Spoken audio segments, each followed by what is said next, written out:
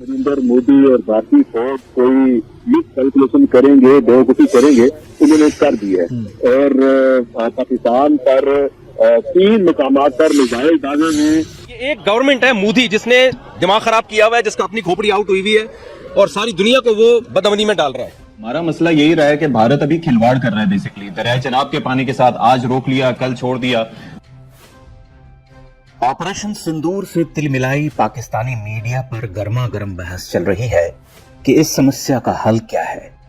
एक स्वर समान रूप से सुनाई पड़ रहा, वह स्वर है मोदी हटाने का।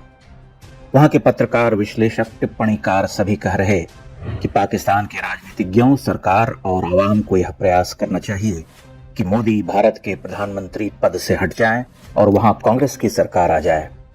आप समझ सकते हैं कि वे ऐसा क्यों कह रहे हैं। उनकी दिली ख्वाहिश मोदी को हटाने की क्यों है। वे बड़े पाक साफ लोग हैं। वे कहते हैं कि कितने अच्छे दिन थे, हमारे गायक कलाकार हिंदुस्तान जाते थे, उनका खैर मकदम होता था, वहां से पैसे कमाकर अपने मुल्क में लाते थे, अब तो सब बंद हो गया।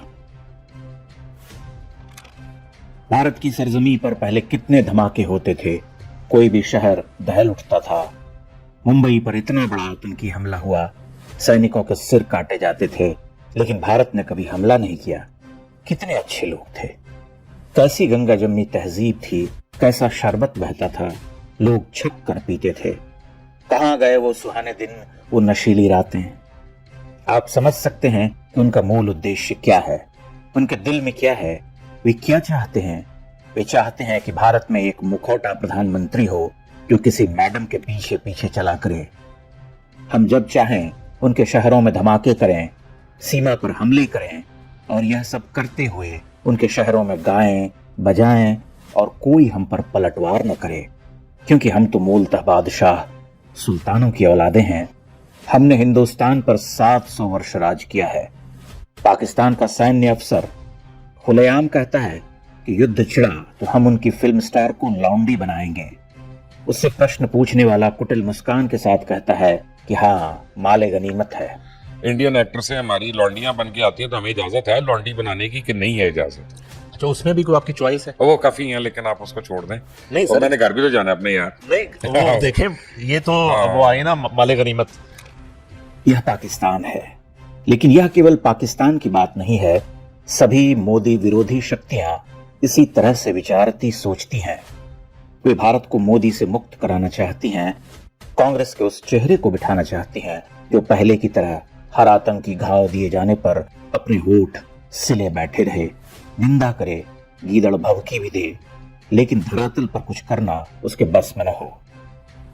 यह बड़े आश्चर्य की बात है कि मोदी विरोधी शक्तियां भारत से पाकिस्तान और दुनिया के अन्य देशों में समान उद्देश्य, समान भावना के साथ काम करती हैं। उनका मानना है कि हिंदू मारे जाने के लिए ही पैदा हुए हैं। आप उनके मुंह से इस घायल सभ्यता के लिए कभी सहानुभूति के 2 शब्द नहीं सुनेंगे। वे केवल आक्रमणकारियों के गुण गाते हैं। भारत की स्ट्राइक के बाद मोदी विरोधियों के मुंह बंद हो गए। इस बार उन्होंने सबूत नहीं मांगे, क्योंकि खुद पाकिस्तान खटाखट सबूत पेश करने लगा। लेकिन तब भी वे चुप नहीं बैठे। किसी ने कहा मासूम नागरिक को मार डाला, आतंकी तो मरे ही नहीं। किसी ने कहा कितने आतंकी मारे, गिनती बताओ। किसी ने कहा पटाखे चलाकर आ गए। लेकिन इस बार उनसे हो नहीं रहा, क्योंकि पाकिस्तान ही सबूत उगल रहा है और अपनी ख्वाहिशें भी बयां कर रहा कि मोदी को हटाओ, कांग्रेस लाओ। पाकिस्तान को भारत में कांग्रेस चाहिए, भारत के पाकिस्तान प्रेमियों को भी भारत में कांग्रेस चाहिए। दोनों के मकसद एक हैं, दोनों एक ही भाषा बोलते हैं। संदेश साफ है, आप मरिए, आप मार खाकर जीने को अभिशप्त हैं। भारत पर हमला करना उनका नैसर्गिक अधिकार है और चुपचाप उसे सहकर गंगा जमनी शरबत पीना हमारा धर्म। इसलिए मोदी हटाओ, क्योंकि मोदी निरीह हिंदुओं का रक्तपात बहाने वालों को कठोरता से दंडित करता है।